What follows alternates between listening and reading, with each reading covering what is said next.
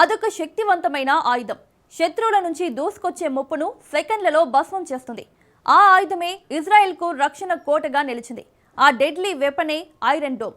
ఇప్పుడు ఈ powerful air defence పై భారత్ కన్నేసింది. కొన్నేళ్లుగా సరిహద్దుల్లో డ్రాగన్, ఉగ్ర పాక్ డ్రోన్లు, స్వల్ప శ్రేణి రాకెట్లతో భారత్ను రెచ్చగొడుతున్నాయి. మన రక్షణ వ్యవస్థలను ముక్కలు చేయాలని ప్లాన్లు వేస్తున్నాయి. ఈ కుట్రలకు చెక్ పెట్టేందుకు మృత్యుపాసం లాంటి ఐరన్ డోమ్ను దించాలని భారత్ యోచిస్తోంది. ఐరన్ డోమ్ మన సరిహద్దుల్లోకి వస్తే పాక్, చైనా చేసే దుందుడుకు దాడులు నిమిషాల్లో ఆవిరైపోవడం ఖాయం. నిజంగా ఐరన్ డోమ్ ఎందుకు డెడ్లీ వెపన్? ఐరన్ డోమ్ వస్తే భారత భద్రతా సమీకరణాల్లో ఎలాంటి మార్పులు వస్తాయి? పాకిస్తాన్, చైనాకు ఐరన్ డోమ్ పీడకలలాగా ఎలా మారుతుంది? ఇనుప కోట పనితీరు వెనుక ఉన్న టెక్నాలజీ ఏంటి? Let's watch. ఐరన్ డోమ్ ను భారత్ కొంటుందా? చైనా, పాక్ కు డోమ్ చెక్ పెడుతుందా? ఐరన్ డోమ్ భారత్ కు అవసరమా? భారత ప్రధాని నరేంద్ర మోదీకి ఇజ్రాయెల్ ఘన స్వాగతం పలికింది. ఉద్రిక్తతలు రేగుతున్న సమయంలో ఆ దేశంలో మోదీ అడుగుపెట్టారు. ఎందుకంటే పశ్చిమ ఆసియాలో ప్రస్తుతం యుద్ధ మేఘాలు కమ్ముకున్నాయి. అమెరికా యుద్ధ నౌకలు పర్షియన్ గల్ఫ్ లో మాటు వేశాయి. అదే సమయంలోనే ప్రధాని మోదీకి ఇజ్రాయెల్ రెడ్ కార్పెట్ పరిచింది. టెల్ అవీవ్లోని బెన్ గురియన్ ఎయిర్పోర్టులో మోదీ ల్యాండ్ అయ్యారు. ఇజ్రాయెల్ ప్రధాని నెతన్యాహు, ఆయన భార్య సారా స్వయంగా ఎయిర్పోర్టుకు వచ్చి ప్రధాని మోదీకి స్వాగతం పలికారు. నెతన్యాహు, మోదీ ఆత్మీయ ఆలింగనం చేసుకున్నారు. మోదీ, నెతన్యాహు ప్రైవేటుగా సమావేశమయ్యారు. అనంతరం ఇజ్రాయెల్ పార్లమెంట్ కెన్సెట్లో ప్రధాని మోదీ ప్రసంగించారు. మోదీ రాకతో ఇజ్రాయెల్ పార్లమెంట్ మోదీ మోదీ అంటూ మారుమోగింది. 144 కోట్ల మంది భారతీయుల నుంచి శుభాకాంక్షలను, స్నేహ సందేశాలతో పాటు భాగస్వామ్యాన్ని ఇజ్రాయెల్కు తీసుకొచ్చానని మోదీ చెప్పారు. ఇరు దేశాల్లో మోదీ పర్యటన ఉత్సాహాన్ని నింపింది. భారత ప్రధాని ఇజ్రాయెల్ను సందర్శించడం ఇది రెండోసారి. 2017లో ఇజ్రాయెల్లో అడుగుపెట్టిన ఫస్ట్ ప్రధానిగా మోదీ చరిత్ర సృష్టించాడు. గాజా కాల్పుల విరమణ జరిగిన తర్వాత తొలిసారి ప్రధాని ఇజ్రాయెల్కు వెళ్లారు. ప్రధాని మోదీ ద్వైపాక్షిక ఒప్పందాల కోసమే ఇజ్రాయెల్లో పర్యటిస్తున్నారు. నరేంద్ర మోదీకి ఇది పర్సనల్ మిషన్ గా నిలిచింది. గత శతాబ్దంలో ఇజ్రాయెల్, పాలస్తీనా దేశాల పట్ల ఒకే విధమైన వైఖరిని భారత్ అనుసరించింది. పాలస్తీనాకు ప్రత్యేక దేశం హోదా కల్పించాలని ఢిల్లీ గట్టిగా వాదించేది. అందుకే అప్పట్లో ఇజ్రాయెల్ను భారత్ దూరంగా ఉంచింది. కానీ ఇటీవలి కాలంలో ఆ విధానంలో మార్పు వచ్చింది. అంటే ఇకపై ప్రతి దేశంతోనూ సంబంధాలను జాతీయ ప్రయోజనాల కోణంలోనే చూడాలని మోదీ సర్కార్ సంకేతాలిస్తోంది. ఇతర దేశాల సంబంధాలతో ముడిపెట్టలేమని తేల్చి చెబుతోంది. 2017లో మోదీ పర్యటన ప్రధానంగా దౌత్యపరమైనది. కానీ ఈసారి పర్యటన మాత్రం పూర్తిగా రక్షణ రంగానికి సంబంధించింది. భారత్కు ఆయుధాలను సరఫరా చేసే దేశాల జాబితాలో ఇజ్రాయెల్ 3వ స్థానంలో ఉంది. 2020 నుంచి 2024 మధ్యకాలంలో భారత్ దిగుమతి చేసుకున్న ఆయుధాల్లో 13% ఇజ్రాయెల్ నుంచే వచ్చాయి. అదే సమయంలో ఇజ్రాయెల్ మొత్తం ఆయుధ ఎగుమతుల్లో 34% భారత్కు చేరుకున్నాయి. దీన్ని బట్టి చూస్తే ఇజ్రాయెల్ ఆయుధాలకు భారత మార్కెట్ అతిపెద్దదని స్పష్టంగా తెలుస్తోంది. దాదాపు $860 కోట్ల విలువైన రక్షణ ఒప్పందాలు చర్చల దశలో ఉన్నాయి. ఇప్పుడు ఇజ్రాయెల్కు చెందిన స్పైస్ 1000 ప్రిసిషన్ బాంబులు, రాంపేజ్ మిస్సైళ్లు, లా బాలిస్టిక్ మిసైళ్లు, ఐస్ బ్రేకర్ క్షిపణి వ్యవస్థలతో పాటు ఐరన్ డోమ్ పై భారత్ కన్నేసింది. భారత వైమానిక రక్షణ వ్యవస్థను ఆధునీకరించే దిశగా ప్రధాని మోదీ అడుగులు వేస్తున్నారు. అందులో భాగంగానే ప్రపంచంలోనే నంబర్ 1 ఎయిర్ డిఫెన్స్ వ్యవస్థ ఐరన్ డోమ్ పై కన్నేసినట్లు తెలుస్తోంది. అసలు ఐరన్ డోమ్ అంటే ఏంటి? భారత అవసరాలకు ఇది సరిపోతుందా? భారత్ దీన్ని ఎందుకు కొనుగోలు చేయాలనుకుంటోంది?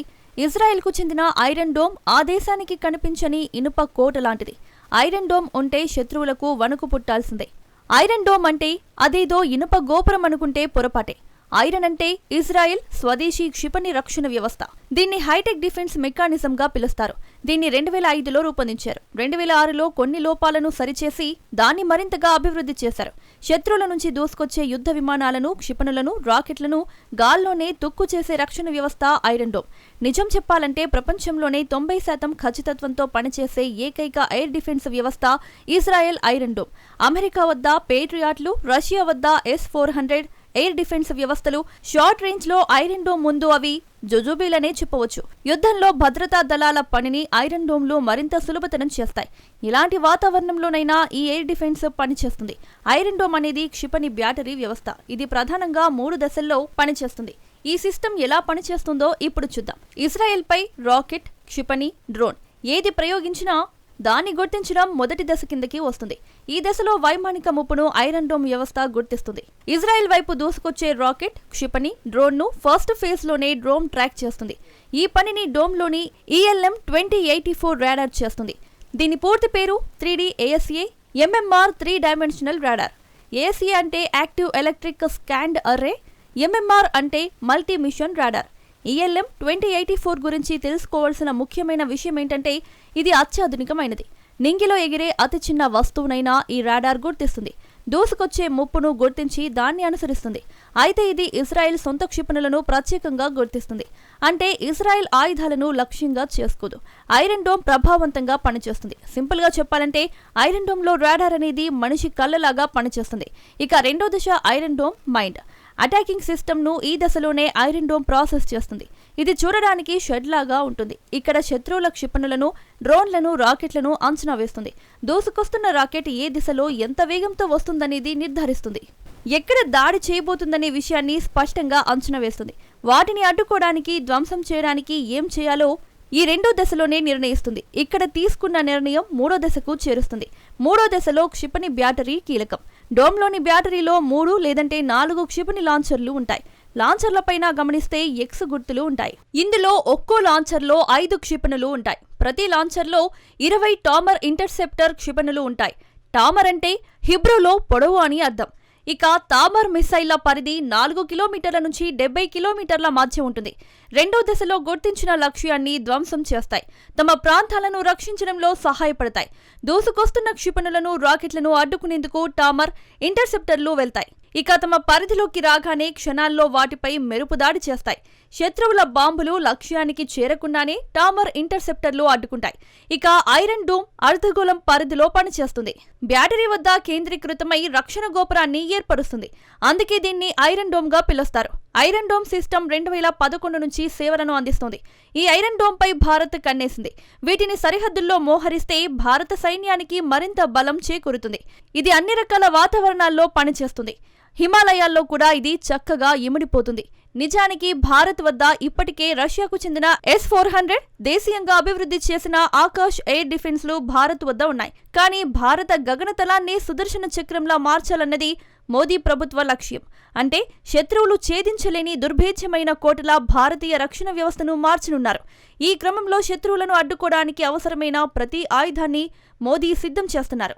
భారత్కు ఐరన్ డోమ్ వస్తే సరిహద్దుల్లో పొంచి ఉన్న గుంట నక్కలు పాక్, చైనాపై గణనీయమైన ప్రభావాన్ని చూపుతుంది. పాకిస్తాన్ ప్రధానంగా చిన్నపాటి రాకెట్లు, మోటార్ షెల్స్, డ్రోన్లతో భారత భద్రతకు విఘాతం కలిగిస్తూ ఉంటుంది.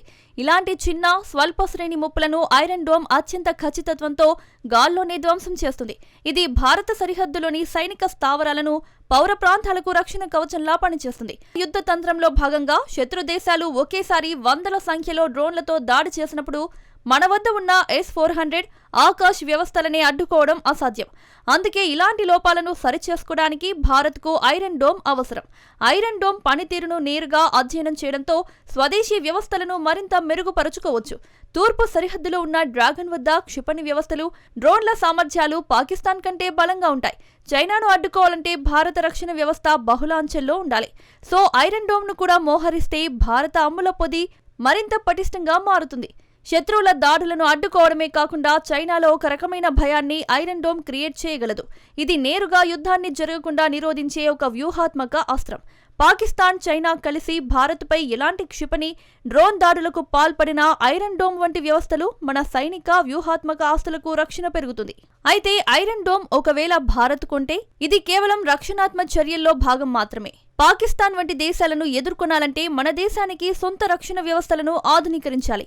వాటితో పాటు ఇతర బలమైన రక్షణ, నిఘా వ్యవస్థలను కూడా చేర్చుకోవాల్సిన అవసరం ఉంది.